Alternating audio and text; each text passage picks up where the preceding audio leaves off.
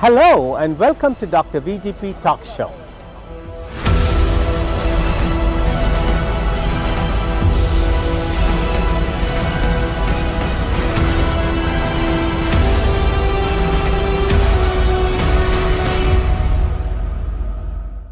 Hello and welcome to Dr. VGP Talk Show that reaches 42 million households, including 2 million across America. Today, in our episode of Dr. VGP Talk Show, we have a very unusual guest, an elected official, a thought leader, a visionary, a teacher, a historian, and above all, a people's person, a people-friendly personality who has conquered many challenges, overcome many obstacles, who has been an investment banker starting early in his career, then went on to be a serial entrepreneur, and also shared his knowledge by being a college teacher in economics and entrepreneur. Today, he was elected as a US congressman with a large majority of votes, and his first 100 days in office in US Congress has been awesome. A man of action. He has already brought $22 million into his first congressional district of the state of Illinois on infrastructure. He's breaking barriers. Meet 57-year-old US Congressman Jonathan Luther Jackson, representing the first congressional district of state of Illinois. A man of action, a man of his words, a man of honesty, a man of progress, a man of inclusivity, a man for all people, for all seasons. Jonathan Luther Jackson, the rising and emerging dynamic congressman from the first congressional district of the state of Illinois.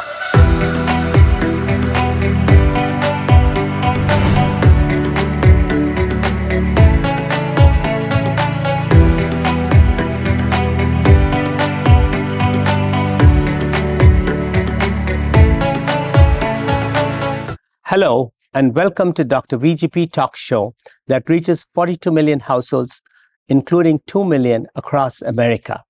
Today we have the Honorable Congressman Jonathan Luther Jackson from the 1st Congressional District as our guest. As you all know, Jonathan Jackson comes from the iconic family of the living legend, the Reverend Jesse Jackson Sr., the U.S. civil rights leader and the colleague of Martin Luther King Jr. Jonathan Jackson is the 3rd child out of the 5 children of Reverend and Mrs. Jesse Jackson Sr. Chief, it's so good to have you on our show today, and thank you amidst your busy schedule that you could find time to be on the Dr. VGP Talk Show. Thank you, Dr. VJ, my friend. Thank you for having me back. It's great to be your congressman. Thank you. Thank you. And your name, Jonathan Luther Jackson. Could you tell us how the middle name Luther was given to you? Well, my father was a seminarian student. He met Reverend Martin Luther King several times, and also when he was in school here at the University of Chicago, the theological school. And Reverend Martin Luther King asked my father to join him in his civil rights work. And he says, I can teach you more about theology in 6 months than you can learn in the next 3 years here. So my father, with a young child, my older brother and sister, took up the invitation to work with Reverend Martin Luther King. And so Reverend Martin Luther King, father asked Reverend Martin Luther King to be my godfather. Wow. So that's where Jonathan Luther Jackson comes from. So, wow, you just heard Jonathan Luther Jackson is the godson of the iconic Dr. Martin Luther King Jr. And it's so wonderful to hear how his dad named him after Dr. Martin Luther King, and he began his ministry working by side with Dr. Martin Luther King Jr. It's so much history there, Chief, and it's such an insight for all our viewers to know about the civil rights movement which your dad and you as a child was growing up in. Tell us how your growing years and childhood was. Very dynamic. My father was, I think, 27 years of age on the cover of Time magazine after the death of Reverend Martin Luther King. And my father poured himself into continuing his work and his legacy.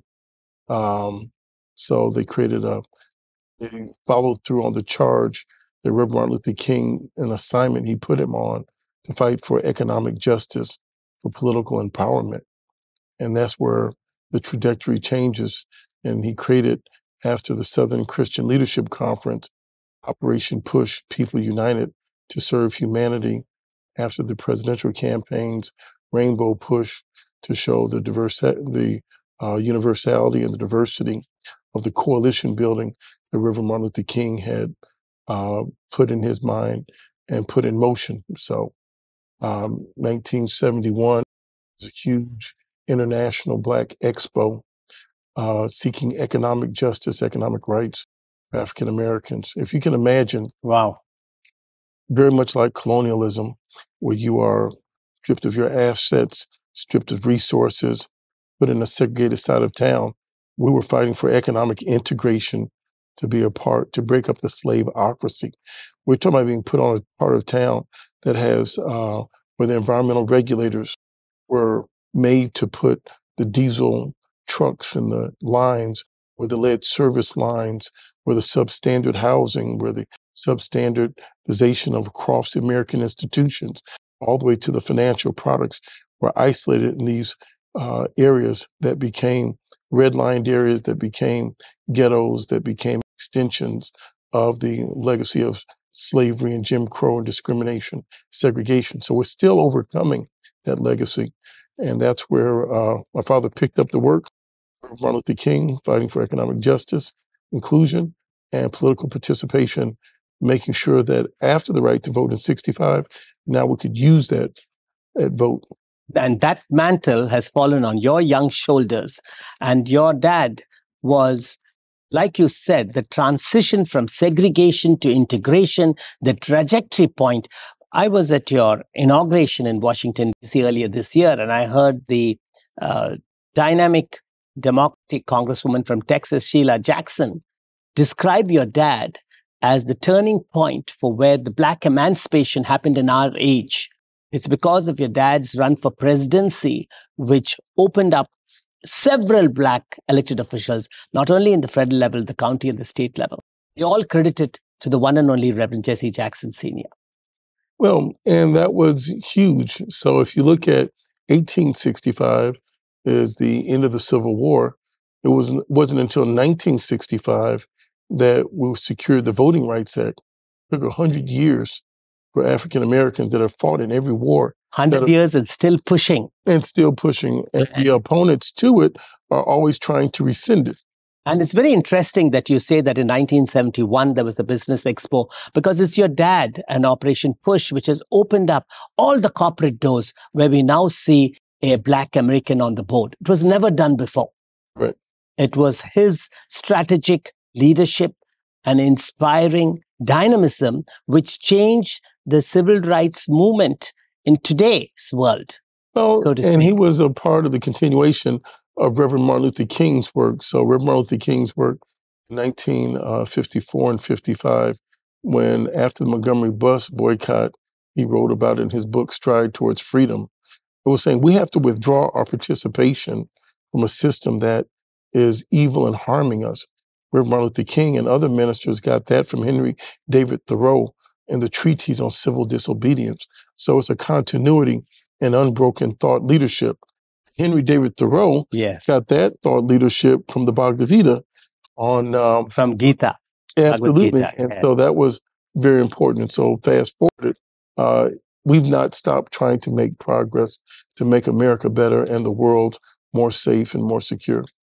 You come across as a very people-friendly person, a person well-read, well-educated, having studied in Magnet High School in Chicago, and then you got a bachelor's degree in North Carolina Agriculture and Technology University. You got an MBA from Kellogg Institute of Business Management at Northwestern. And then you also chose to be a college teacher, teaching economics and entrepreneurship. How did that come about? Actually, a dear friend of mine, Dr. Wayne Watson, says, "Hey, I need you at the university." This was at Kennedy King College. Of course, I said, "I don't have the time," and other good things. He says, "But the children need you." So he pulled on my heart and then went on to tell me it's like there's so few African-American male teachers in the system that'll be a real blessing for the students. And he says, "And you'll get addicted once you start." And so then he went to my mother, my father. So I ended up making the time to do so. And I tell you, it was one of the greatest blessings I ever had. And I was able to teach algebra. I was able to teach business management. Um, how else can you learn if you don't teach? The children will teach you something every class period. You are a walking example of leadership, and you've really given back to the community. And teaching is one of the most noblest professions. You are a serial entrepreneur. You started as an investment banking, then you went into telecom, distribution, and other businesses, and then you still had time to give back an education that shows a very distinct trait in your personality at the early age, much before you entered the political freedom now. What do you think? And then your family of your father's legacy has played a major role in developing you. Personally, you're married to a wonderful wife, Marlon, who's the chief executive officer of Muhammad Ali's Center and Museum in Louisville in Kentucky, and the father of 3 children. So tell us about how your family, immediate family, has influenced you today to what you are. Oh, well, that I really appreciate my wife, and she's been the anchor. She's afforded me the opportunity to engage in a lot of civic activities. So I thank her and credit her with that. And children are a reflection of yourself. So you see what you pour into them, and you acknowledge the things that you could have done better. And as you're growing, they're growing at the same time. And I've got 3 children, Jonathan, Leah, Noah. I'm very proud of them, all in the university now. And they're finding their way, like all young children. So they're 24, 23, and 22. Wow. And we'll see what the future holds. You didn't skip a beat there. That's funny, VJ. Well, Congressman, you have attributed, which I think all our viewers need to know, that the importance of the nuclear family. Your wife has been the anchor for your family, and your 3 children, like you said, Jonathan, Lee, and Noah, are a reflection of yourself and what you do.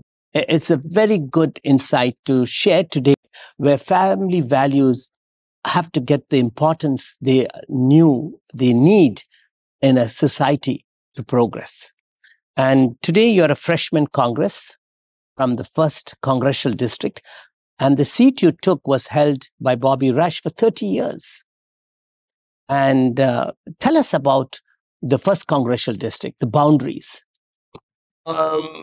Think of most of the population voting base is in the city. It's on the south side of Chicago.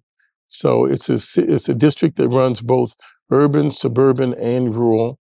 It used to be in 1 county 30 years ago. Now it's in 3 counties. It's 60 miles long, if you will.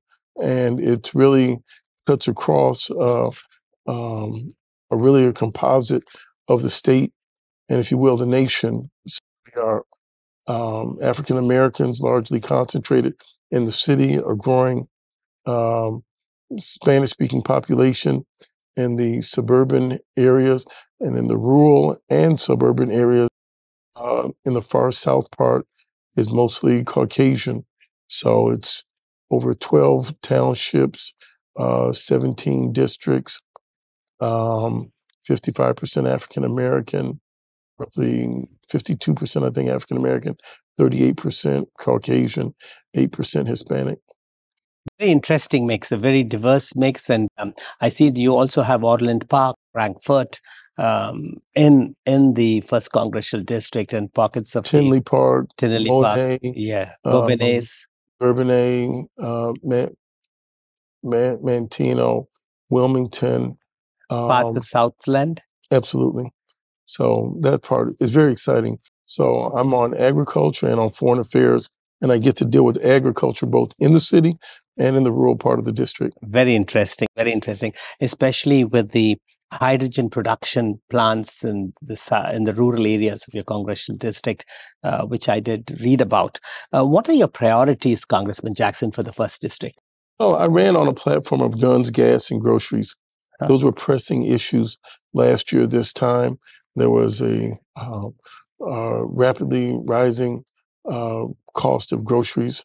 There was the cost of fuel, and there was the gun epidemic. So specifically talking about gas, that's just not for the car. That's dealing with mass transportation in general. We need to have a mass transit formula, not just for the city, but for the entire nation. The biggest predictor of people's outcome and health and life has to do with their access to transportation. Transportation lets you get to school, get to the doctors, get to after-school programs, employment. So we have to have mass transit. Many people live in transit deserts where they don't have access to public nor private transportation. Is very key to get to jobs and to get to school and education. Sure. And groceries. Here we are living in the Midwest, in the heart of the city. City that's over 150 years old, and we have growing deserts where we have an abundance of fertile farmland. We have an abundance of fresh water. 20% of the fresh water in the world comes off of our Great Lakes, and yet we're not fertilizing the soil with the water to feed our own population so we can increase food security and food production. And then we talk about the epidemic of drugs. Think about it. 2 man-made manufactured things are now the leading cause of death amongst our children in America.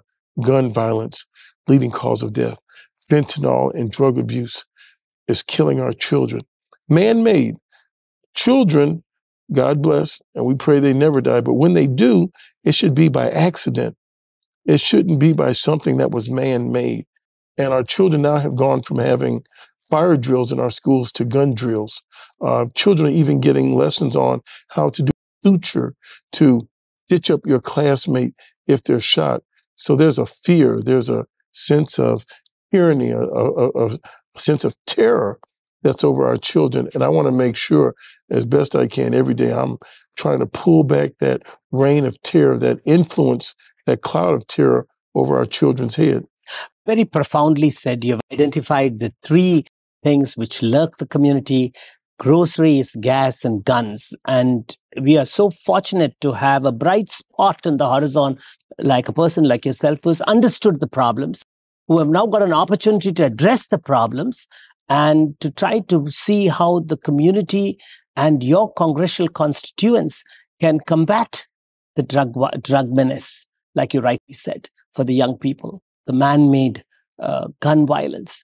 Now, you just completed 100 days in Congress. It's been so packed, action-packed, as we can read, full of impactful initiatives that you've done. Tell us, what was the highlight of your first 100 days in Congress? Well, from an African-American's point of view, one part was to cast my vote for the most qualified person to be Speaker of the House, Leader Hakeem Jeffries. That was historic. You had an African-American. Yes, and that same institution, that same body, what they call the Well, formed in 1789. After 234 years, this was the first time in American history we could mention a person of African descendancy. Incredible. For the highest office in that chamber to be Speaker of the House. So in the history of America, there have been 12,505 members of the Congress, only 175 African American, and to have been given that privilege to be on the floor. So you're one of the 175 African Americans in the Congress. Yes. And maybe 176. Wow. Someone else just got in. Great. Wow. You are it must have been a very poignant time for you when you saw Hakeem Jeffrey assume the Democratic leader of the Congress as well as the House, because you are so well versed in history. And you can talk about 1786, 1895. You're so full of immersed Very few elected officials have that type of erudite background, which can bring history back and to see how it could, what affected us then, what is it today, comparing it and see how we can push forward and forge ahead with your agenda. Now, like you rightly pointed out, you were given two very important committee assignments in the U.S. House of Congress, serving as a ranking member on the Foreign Relations Committee, which is very important for America, having a relationship with China, with India, with Kenya, and all the other countries. You've already made, I think, 2 or 3 foreign trips with the committee members of Congress, visits outside the country. And also you serve on a very equally important Committee of Agriculture. You talked about food insecurity. And agriculture today is something which has gone diversified with the digital agenda too. And it's so important for America to be the grain bowl of the world, where we can produce food and have grains, and also foreign agriculture, which your committee has oversight over. So tell us about how do you feel about the important assignments? How is it lending to your leadership role for the 1st Congressional District in particular? Well, thank you for that. So I'm on 2 committees, Foreign Affairs Subcommittee, Africa, Agriculture Subcommittee on digital markets, and on food and nutrition. So every 5 years, there's a farm bill. This is a farm bill funding year. So this budget is going to become over $1.3 trillion. Wow. Trillion with a T. Wow. And that has to deal with everything from crop insurance. $1.3 trillion just for farm funding budget? Yes. And that's for a 5-year budget or a 1-year budget, Congressman? That's 5. 5 years. Wow. So what's going to happen is you're going to see from crop insurance for soybeans and for corn, which is very important to the state of Illinois, 50% of our grain, corn, is shipped out of the United States. 1/3 of that is sent to China. So this puts us in the forefront of knowing what is going to be our trade relationship with China. We also do a lot of pork production. Chinese have been major consumers of some of our pork and livestock. So pork from America is being exported to China today. Yeah, no, it's been very popular. And then that's one part of it. The part is on the digital markets. This city has the Chicago Mercantile Exchange, the Chicago Board of Trade, the Chicago Options. Those are under the Department of Agriculture. Wow, very interesting. Very interesting. Who would ever imagine that the Department of Agriculture will have oversight over the Chicago Mercantile? Right. And so then with 75% of the Department of Agriculture's budget and the fully funded farm bill this year goes into SNAP, the Supplemental Nutritional and Assistance Program. So that's part of the link card? Yes. SNAP program. And the electronic benefits transfer. Okay. And I would like to call that food insurance. Like you have crop insurance. Some people need food insurance that when they cannot afford to eat, the government kicks in, steps up, and helps them feed themselves. Very ingenious of yourself. Food insurance. So we've got 77% of the American population between the ages of 18 and 25 do not qualify to participate in our voluntary armed services. They are not physically fit. So we are overfed and undernourished. So we have to talk about bringing nutrition back in order to keep our nation's military strong. But 77% of our population that could participate in our voluntary armed services is not physically fit, could not qualify to defend our country. That brings a whole nother paradigm of thing. Food insurance is wonderful, like you said, the SNAP program and how like crops insurance have food insurance. And then if we go a little bit further, how do people qualify for SNAP? You've got one threshold of $20,289.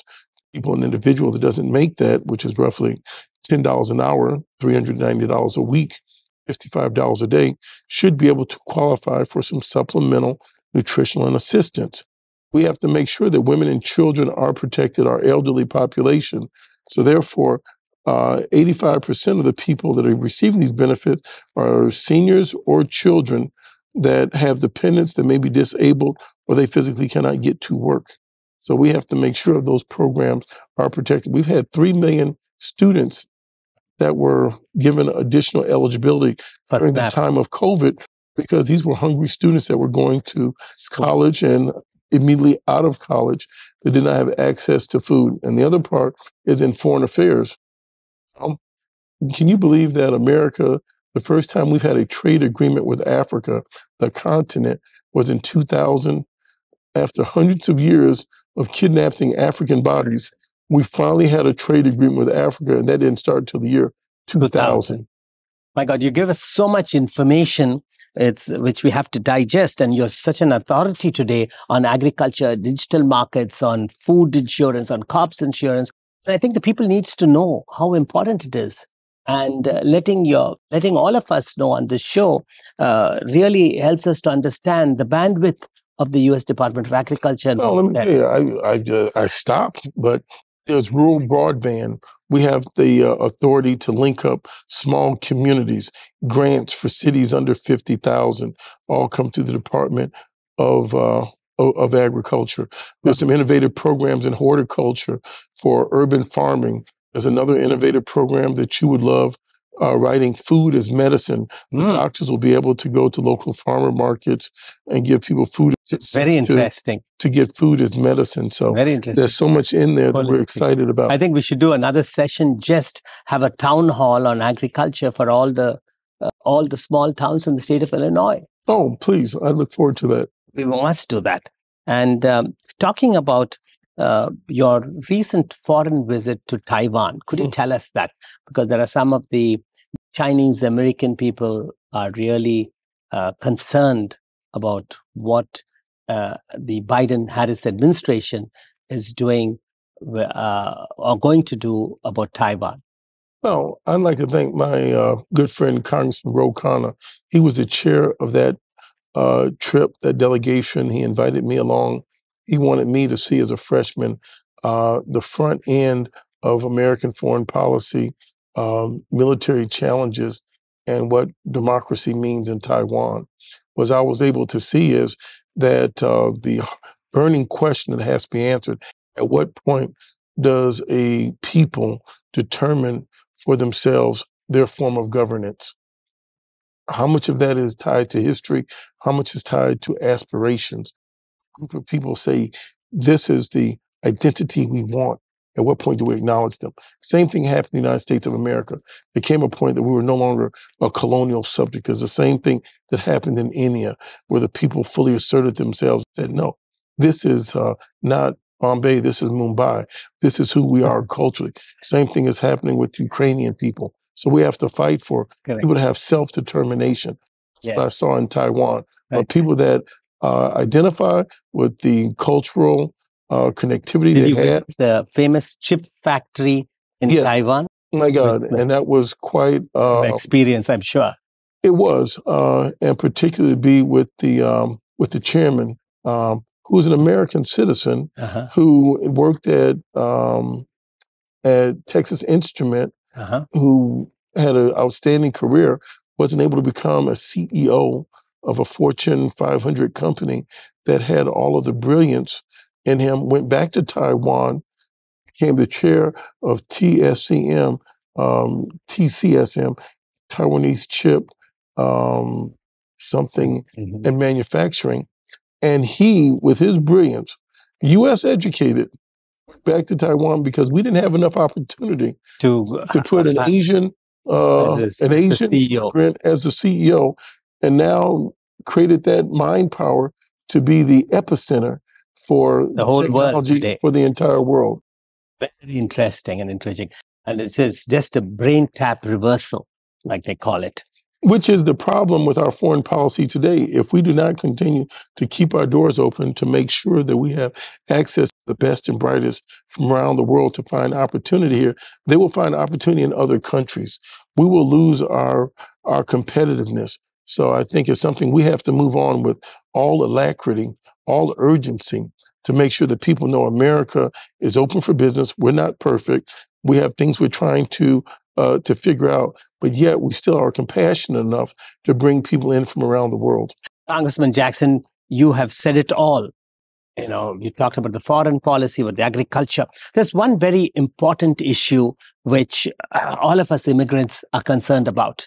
Immigration reforms, which the US Congress is going to make. What is your stand on it? What's your stake for the immigration today as it stands in America? And what are you going to do about it in Congress? We have to have, and this is an issue for foreign affairs, this is an issue, which is one of the reasons I wanted to be on that committee, on what is the standard by which we accept people into this country. And when we do so, we can measure human rights by one yardstick. I'm concerned about the Ukrainians, and I'm also concerned about the Haitians. When we talk about territorial integrity and challenges that people have, let's have one set of rules. We share 2,000 miles of border with Mexico. Many of these immigrants that are on that border are suffering. When you see a person with no shoes, when you see a mother putting a child on their back, when you see a man coming with just a shirt on his back, these people would rather be at home if they had a home to go to. They'd rather be closer to their ancestors and family if they could. But the conditions have to have been so horrible that they had to flee to come here. And now they're sitting in dust bowls and being met with cages and barbed wire. That to me is inhumane. We should treat people that come from the southern part of our border the same way we treat people that come from the northern part of our border. We have basketball and baseball teams, and we celebrate life with Canadians and that culture. But yet, when they come from the South, some people derisively call that our back door.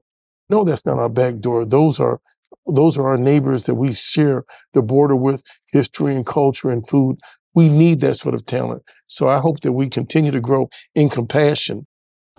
Sure, there's a right way and a wrong way, but there's also, give me your tired, your poor, your huddled masters that yearn to breathe free.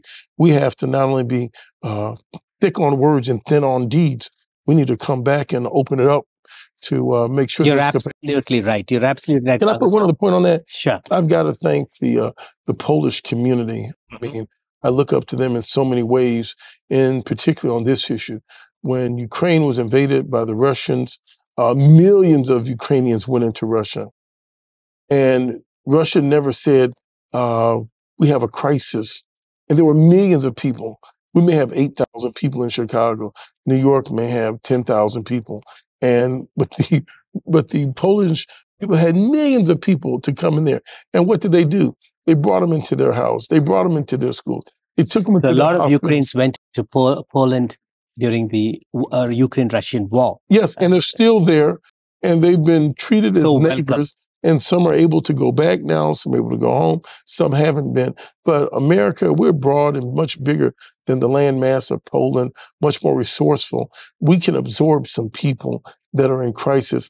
And the solution long-term is we have to invest in South and Central American countries in our own hemisphere in order so that people would have an incentive to stay home. The same phenomenon is going on in France right now.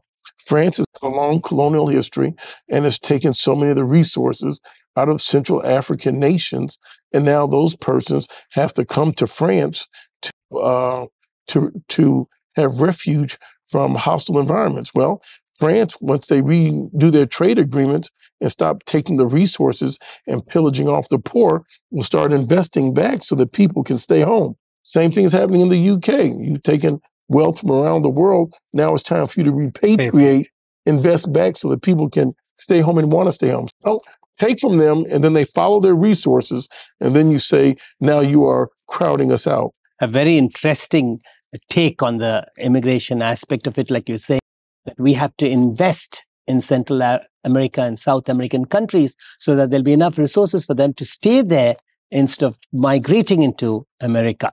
And to follow the money that we've taken from them. Yes. I mean, I was talking with a person the other day, and the person says, oh, Carter was bad. I'm like, what did Carter do bad? They said he turned over the Panama Canal. I said, to the Panamanians? You look at that as a bad thing? He gave them their waterways back? Like, come on. Like, so we've got to get out of an empire and out of a colonial mindset sometimes. Today, with all what you have just said, today the Republicans control the House. Yes, sir. U.S. House of Congress. Now, you always talk about going across the aisle. Where do you see the Democrats and Republicans coming together on some important issues concerning America, like immigration and other issues? What is your take on it? Unfortunately, I don't see where they're coming together now. I've said it over and over again. I've got 3 takeaways from my first 100 days. Sometimes it's you're grateful to be in the Capitol because of all the history and the power and influence, and you can make a difference, and you've been given the right and the authority to vote, and you can smell the cherry blossoms around the Capitol as you go to work. Other days, it's a very hyper-competitive environment in the ideal world, trying to get your ideas and legislation passed to make things better. And other days you walk in there and you feel like you've entered into a bad high school. You're like, is this really the mentality? For example, when you see someone passing out AR-15 lapel pins with all the gun violence that the nation is suffering and all the children that have been killed, some grown person is on the floor of the House of Representatives passing out gun lapel pins. Someone else is going into the Natural Resources Committee wanting to argue about rules on whether or not they can bring their gun to the House Committee on Natural Resources. Like, come on, like we should all have a vested interest in reducing the amount of gun violence in this nation. But some people think it's that you're infringing upon their rights, infringing upon my right to live free and to not feel terrorized by having all these guns. You have outlined the right grassroots reality of what's happening in Capitol Hill today. Let's come back to the local scene of Chicago. You were the first and the only congressman backing Brandon Johnson, then Cook County Commissioner, who got elected as the mayor of the city of Chicago. Mm-hmm. You had the foresight and the visionary. And but of all the candidates, you backed Brandon from day one. Right.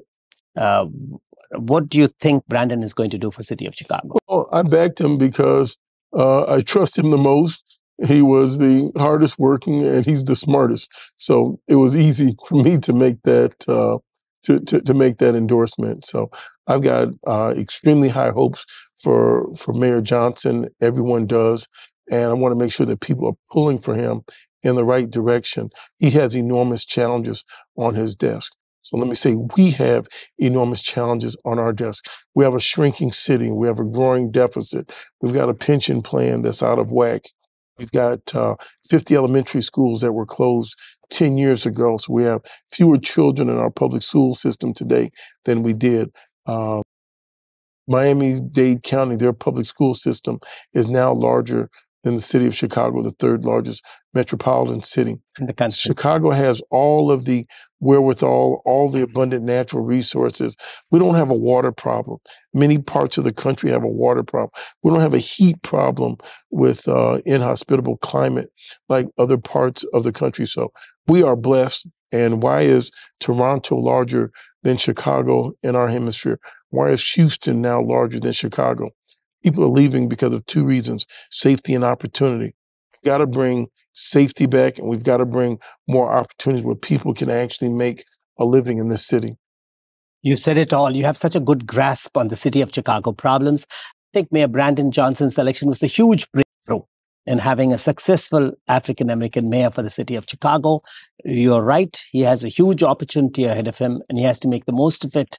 I think his leadership, along with you guiding him and all the other African-American leaders and American leaders, should make Chicago a much better and prosperous place. Having said that, it's very interesting to note that your congressional-driven discretionary funds, which the Congress has given for each U.S. congressman, they could select 15 proposals and fund it and send it to the U.S. House Appropriations Committee. You are one of the few congressmen in the city of Chicago, in the state of Illinois. Majority of your discretionary funds have gone to cities and village governments and infrastructure. You had sent a request for a whopping $22 million spread across 15 projects. Could you throw some highlight on that? Sure. according to the 118th Congress, there are things that are not up for consideration after the Republicans have taken control. Absolutely What's right. not up for consideration are social service and human, if you Operations. will, human development programs and fundings. Correct. So people that want to do more things in mental health, people that want to do things in food and nutrition and children and daycare and social services, that was not even a possibility for funding, according to the new rules. What was up for it was physical infrastructure, Correct. not the human infrastructure. So therefore, places that had poor water lines in Dixmoor and in Harvey and in Robbins, we've supported that. Transportation on 79th and the Dan Ryan to look at easing that congestion and how do we create economic development, potentially future community benefits agreement. How do we help Wilmington, Illinois, that has a water infrastructure problem, Brainyard, senior development that has lead service lines. Illinois leads the nation in the most lead service lines. Let me say it another way. Yes. There is no safe amount of lead you can drink. So we have the most lead service. And we can also potentially go back to show some of the behavior and the loss of life to these lead service lines on what lead makes people do. So some of these shootings, people may not be in their right mind because they've been physically poisoned with lead in their water. You're just showing your distribution of your funds to 15 very awesome projects, like you just said, the lead service line for going to help so many 150 daycare centers which have lead service lines. It's going, and also you're having a homeless shelter, adding 25 beds. It's really awesome to see that you have studied and where the dollar could have the most impact within the existing rules. And that's commendable, Congressman Jackson. I think the first congressional district is in for a new leadership, new choices, a new coalition under your dynamic and inspiring leadership.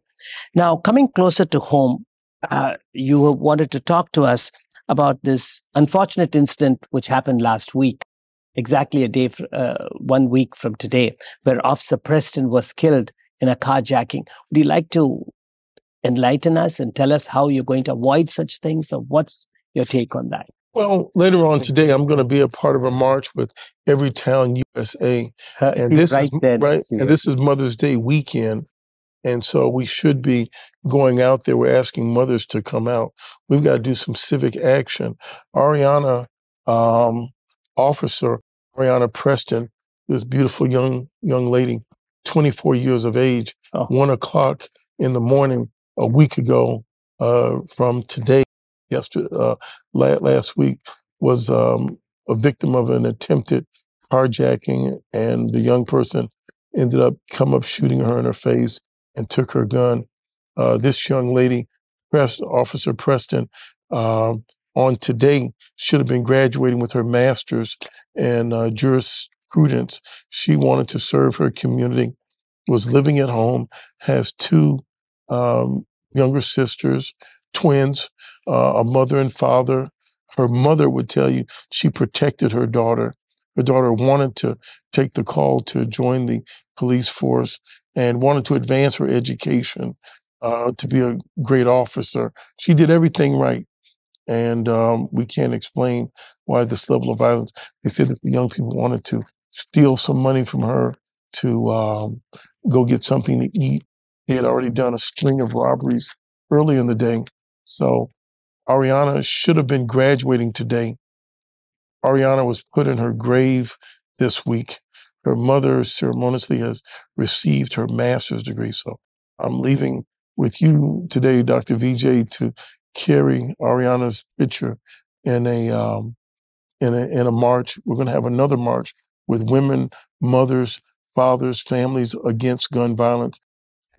Bring their pictures out of their loved ones. We're going to go into the hardest hit neighborhoods that have the most gun violence in the 1st District, knock on doors hand to hand. We've got to spread love, teach nonviolence, and stop the flow of illegal guns coming into our city. It's children that killed Ariana, 16, 17, 18, 19 years of age, had guns. Well, children cannot buy guns. There's no gun shop in the city of Chicago. There's no gun range in the city of Chicago. There's no African-American gun ammunition dealer anywhere in the nation or the world. How are these guns coming into our city? They're being flooded in here across state borders that have loopholes. So that's a priority for me, fighting against guns and AR-15s, high assault mag. Those are weapons of war. Congressman Jackson, our hearts and prayers and sympathies are with Officer Preston and her family at this time, as you have struck an emotional chord on us, saying that her perpetrators and killers were 15, 16, and 17-year-old. And, it's something we are thankful at least you are here today to lead the charge against gun violence for the city of Chicago and the Southland, and try to make a difference and try to reduce it. You had earlier last month in March, 2 months ago, you had invited Secretary Becerra to the Secretary of Health and Human Services, President Biden's cabinet member, to come to Englewood, where the life expectancy is 60 years, 7 miles in Streetville, it's 90 years, and the crime violence rate is 86%. For the first time, we have had a Health and Human Service Secretary, cabinet member of a president to visit Englewood area, which is in your part of your constituency, to reduce a town hall to talk about gun violence and mental health. And where Secretary Becerra said, gun violence is a health issue. And thanks to your, again, visionary leadership, within 60 days of you being in Congress, to bring the attention of President Biden's cabinet member to this very important issue. And we all together as a community, not only the elected leadership, the clinicians, the community leaders, the gatekeepers of the community should all gather together to avoid any more Officer Preston's deaths. It's a huge loss for society to see a police officer and 3 young kids come and shoot her in her face. And that's where we look up to you, Congressman Jackson, to take And I'd also say to the families whose children did this crime, they're also now victims that these parents have lost 4 children that are going to have a life in jail. And no parent had foreseen that, so it's a loss of 5 children, if you will. And I say respectfully, a child because within my oldest, and that's just a function of my age that I'm sharing. So this hurts. Like I would have lost my own child to see officer. And although as bad as the crime was that these young people did, their brains are not fully developed until the age of 25. They'll be in jail, charged and judged as adults, and not until they come into themselves where they even realize the gravity of the moment and the crime that they've committed. And so for the rest of their lives, once they're old enough to understand what they've done, so we've got to even talk with Hollywood. Who's producing the music that's poisonous to these children's minds? Who's producing the movies that's poisonous to their minds? Who's producing the video games that's poisonous to their minds? Ideas are getting in these children's minds that's desensitizing them to violence, and we have to get to the root. And it's a multifaceted approach. Congressman Jackson, we look up to you on that note, that this cycle of violence, like you rightly pointed out, the perpetrator of crime, they themselves and their families are going to be hurt. This is a huge issue which has to be addressed. And we all have to work under your leadership to address this issue. And we hope that in the coming months and years that you will take a stand on reducing gun violence and making city of Chicago and Southland a much safer place to live. We thank you again for joining us and for such an informative and enlightening conversation which we had, which we covered so many subjects. And I'm so proud that today Illinois has a congressman who's so well-read, well-informed, and is willing to listen to the people of Illinois. And I guess your leadership model is not only for the 1st district of the state of Illinois or for the state of Illinois, but across the country for the minorities and for the others who are interested in developing a gun-free America, a prosperous, healthy America, where there'll be no more food deserts, and also with your ingenuity and erudite scholarship, serving on the House Foreign Relations Committee, which is also make sure that America will retain its superpowerism and treat its neighbors and countries across the world with respect and mutually develop together and strengthen relationship. And can I say one last thing? Please, what's your message to our viewers, Congressman? Please look at the camera. It's all yours. I am honored in this Asian History Month to be with an outstanding person in Dr. Vijay Prabhakar. I've known Dr. Vijay for over 30 years, and this, I must say, is another high in my life to be on the same stage to do an interview with my friend who's done so much for so many, so selflessly. He has really built bridges across community and divides. It hasn't been comfortable. It hasn't been convenient, but reaching out to the African-American community, opening the doors to the Indian American community and through others, he's done a marvelous job. I don't take his leadership for granted, and anything he's a part of, I am more than happy to support. Thank you, Congressman Jackson. So humbled to be, and thank you again for joining us. It's been a wonderful afternoon here with you today. Thank you so much. Thank you, Doctor. Thank you.